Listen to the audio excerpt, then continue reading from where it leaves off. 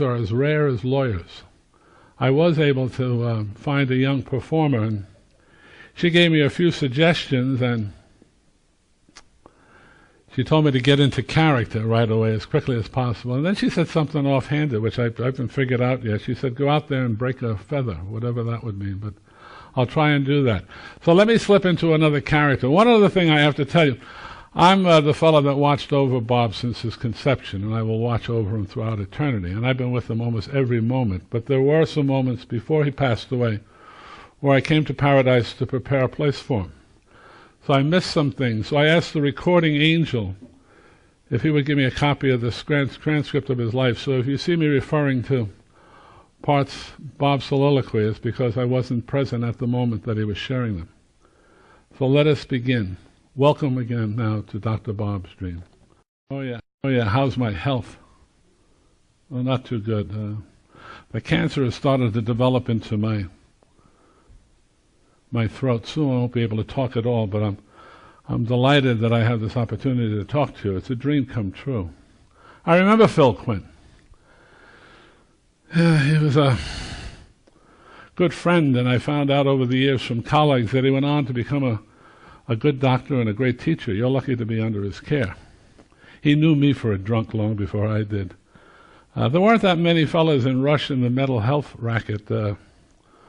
We used to refer to it as the Jewish science, not as a derogation, but as an observation. Most of the fellows that were in mental health were of that persuasion. I think you need a Talmudic mindset to reference the complexity of the human psyche, and Phil was an exception. He was an Irishman. Good friend. Please, when you get home, pass on my fondest regards to him and his family. He was a good friend. Now, where do we begin? We tell stories in AA, but I like to try something different. I like to tell somebody else's story first, and then get into my story. And when I do, I think you'll understand and you'll recognize the comparison. And I'll begin with Once Upon a Time. How's that for originality? There used to be an old itinerant Baptist preacher, used to broadcast out of El Paso years ago, and he always began his homilies with Once Upon a Time in Bible Land. I used to be able to pick him up when I was up in Cleveland by the lake on Sunday. Once Upon a Time in Bible Land. They caught him selling autographed pictures of Jesus Christ and ran him out of town. So, I love the scoundrel. He said everything that I ever wanted to say about organized religion at the time. So in his honor, let me begin with Once Upon a Time in Bible Land. There was a farmer, and the farmer had two sons. One was good and the other one, well, not so good. One day the not so good kid came up to his dad and demanded his inheritance. He said, give me what I'm entitled to. I'm sick and tired of farming. I want out of here. I want to be as far away from this place as possible. That broke the father's heart. I mean, he loved the boy so much, but he recognized that this is what he wanted, and he gave him his due.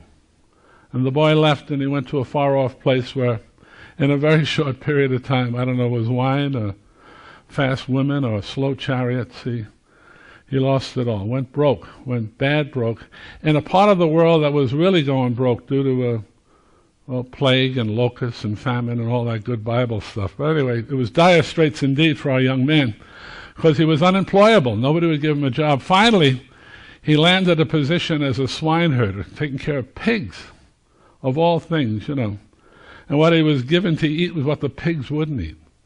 I mean, and these people knew of his religious background, and pigs were not an active part of his previous lifestyle. But he had to survive, so he became a swineherder.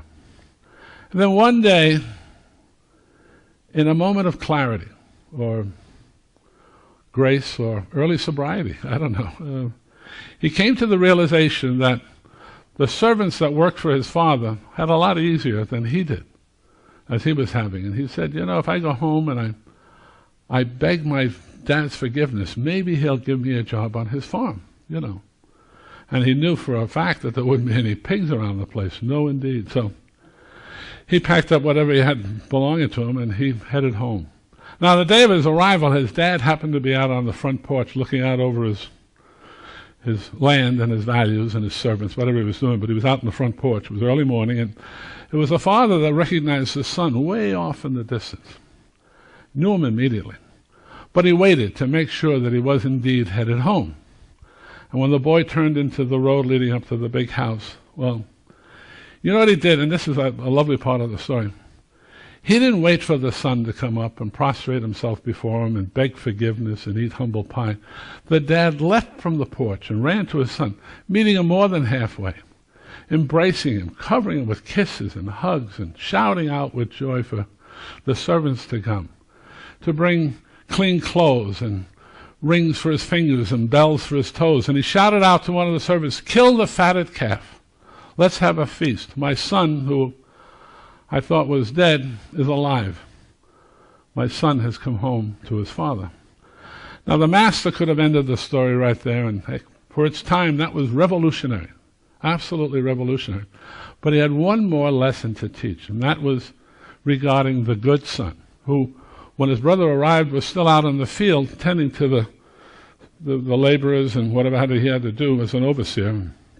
When he got home, he heard the music and the laughter and the shouts coming from the big house, and he said to one of his servants, he said, "Hey, what's up? What's going on?" And this servant, a bleeding deacon if there ever was one, he said, "Remember your brother, the bum?" And he said, "Yeah, well, he's back, and guess what? Your father's throwing a party for him. Go figure, Well, the good son was really upset. I mean, it really broke his heart. All the years that he worked for his father, he had never been given an opportunity, a party, nothing like this. Well, he refused to go into the house. He wouldn't go in. No siree, not on his life. Well, after a while, his father came out to, what's up? Why aren't you coming in? And he poured out his broken heart to his father. "You've never done anything like this for me, and my brother comes home, and the bum, and you're throwing a party for him? That isn't right." Well, right then the father could have said, "Get over it, grow up, hey." But he didn't. He embraced that boy, and he smothered him with kisses and said, "Oh, my beloved, don't you realize nothing has changed? Everything I have is yours. Everything. Nothing's changed. Except your brother, who we both thought was dead, has come home to his father." That story is reenacted every time some poor, prodigal son or daughter walks into an AA meeting, expecting the worst, no idea, and they're met with that same unconditional love, that same joyous greeting, that welcome home. And the feast continues on and on and on. The word prodigal means wasteful. I was a prodigal, wasteful to all of my advantages, born into a family of comfort, grace, and privilege. Every opportunity, exceptional instruction, and I wasted it all at my drinking. I was born 1879, St. Johnsbury, Vermont. My father was a judge, the town's leading banker. My mother, well, the wife of a judge, pillar of society and an outstanding member of her church. I was given every opportunity. Excellent schools, the best of all, but I lacked one necessary ingredient, and that was effort. I never put out much effort. But I had a kind of a trick memory. I could recall, for examination purposes, almost anything that I had ever read. So you could say, although I was a poor student, I tested well.